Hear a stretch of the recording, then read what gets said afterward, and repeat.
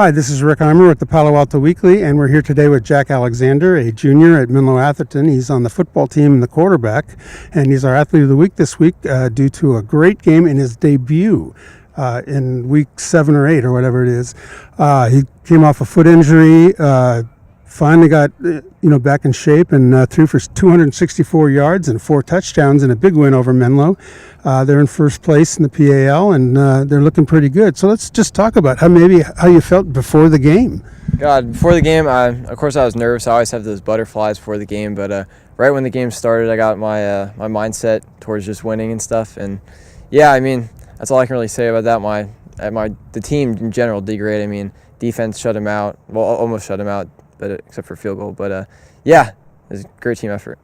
So, like we were talking a little bit earlier about you having a couple of weeks to prepare to get into the rhythm of things. So you must be a little anxious, a little excited about getting back. What were those 2 weeks like? Yeah, God, those were some 2 weeks filled with like, oh, I think I can play, I want to play. But thankfully my dad held me back a little bit, just made sure I was really healthy and everything. But yeah, those 2 weeks I was getting closer and closer to game day, and God, yeah, I wanted to play so bad.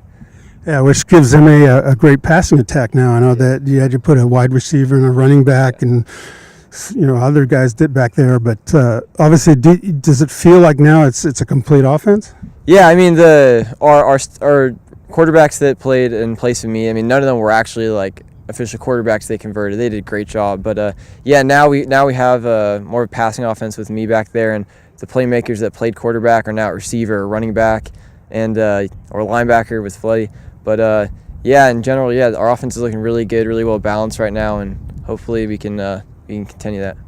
Yeah, now you had a lot of injuries this year so far, and I guess you're becoming a little healthier now, which is good.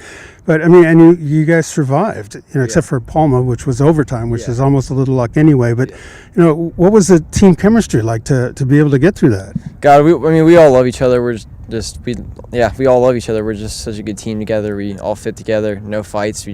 Everything's jokes in the locker room. And yeah, I mean, after Palma, we took that pretty hard. Went to Colorado, we lost there, and after that, we were like, hey, it's league. We gotta rebound, and we gotta hopefully go undefeated through league. Yeah, going to Colorado, they played one of the top teams in the nation, so there was no shame in that. That's for sure. Plus, we saw 9 former NFL players on the coaching staff there. Oh yeah. Yeah. So Peyton Manning was there too. We saw him walk by. We're like, whoa, it's real out here. Like, geez. Yeah, that must have been fun. I mean, just made it a little interesting. Yeah. But so you come back from that, and obviously you probably were kind of aware that if you don't mess things up too bad, you're going to be a pretty good team. And when you talk about the PAL and the postseason, since MA has been there so many times in the last few years, is that something you got a tradition you want to maintain, or does it motivation? Or yeah, for sure. We definitely want to go far in the playoffs this year, and that's not really what we're thinking about right now. We're more thinking about getting through the league undefeated, having a good record going into playoffs, so we can hopefully get some home field games, get the crowd going here, and yeah, it's kind of all we're focused on now. But yeah, we're definitely looking to go to the playoffs. Right now, you have one receiver, Troy Franklin, who's one of the nation's better receivers. He's only a sophomore, and he was somebody ranked him as the best freshman in the nation last year. Tell me about him. God, he's a great wide receiver. Anything you throw up to him, he'll get. If he doesn't get it, the defensive back won't get it. I mean, and we have a ton of guys like that. Our whole receiving core is just so great, so fast, so well coached. I mean, it's unbelievable. Like, and you can put anyone out there on a receiving core, any position, and I guarantee you will do well. So on top of Troy, we have so many other weapons, and yeah, I love them.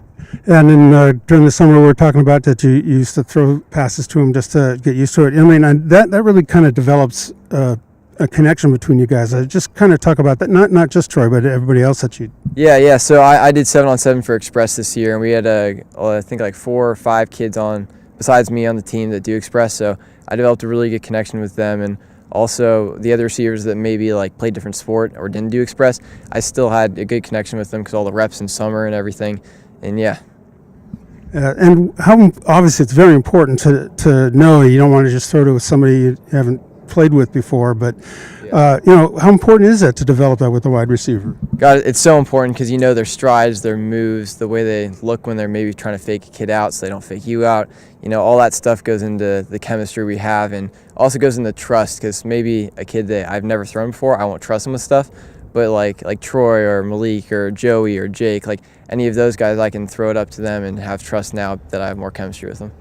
So as you're on the bench watching them for the first 6 or 7 weeks, I mean, what's going through your head? Are you just a cheerleader, or are you saying, God, I want to get out there? God, I was really I wouldn't. I mean, of course I was upset, but also I had to cheer on my team and everything. But definitely, I mean, yeah.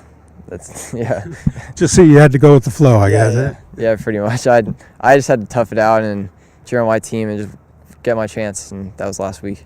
Now, I know going through rehab, sometimes it gets very boring and whatnot, but you got to keep in mind, I guess, the goal ahead. Is that kind of what kept you going? Yeah, exactly. I was like, one day I'll get a shot at this, and I'll make the most of it when I get it. And for now, I'll rehab and cheer on the team and do whatever I can to help out my teammates. And so we did. Obviously took advantage of the opportunity. That's Jack Alexander. He was our Athlete of the Week, and congratulations. Thank you so much. And if you want to find out who next week's Athlete of the Week is, you can hit that subscribe button down below or visit us at pasportsonline.com.